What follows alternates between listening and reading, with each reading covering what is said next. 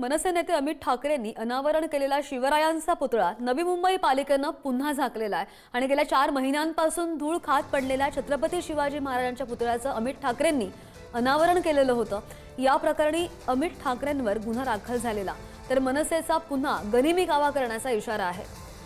अमित ठाकरेंनी शिवरायांच्या पुतळ्याचं अनावरण केल्याची ही दृश्य एक साइडला आणि दुसरीकडे नवी मुंबईमध्ये पालिकेनं पुन्हा शिवरायांचा पुतळा झाकलेला आहे। मनसैनिकांवर आणि अमित ठाकरेंवर सुद्धा गुन्हे दाखल करण्यात आलेले आहे, मात्र मनसेनं पुन्हा गनिमी कावा करण्याचा इशारा दिलेला आहे।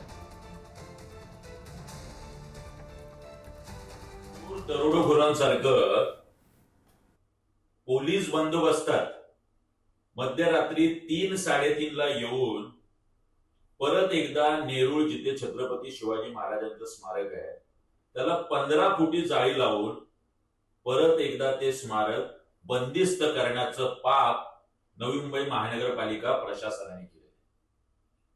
मुळातच एकदा स्मारक खुलं केल्यानंतर त्याला बंदिस्त करण्याची गरज काय आणि हे कोणाच्या सांगण्यावरून सुरू आहे हे कळायला नवी मुंबईतील जनता दूधखुळी नाही। नवी मुंबई महापालिकेचे आयुक्त आणि प्रशासन जनाची नाही तर मनाची तरी लाज बाळगा।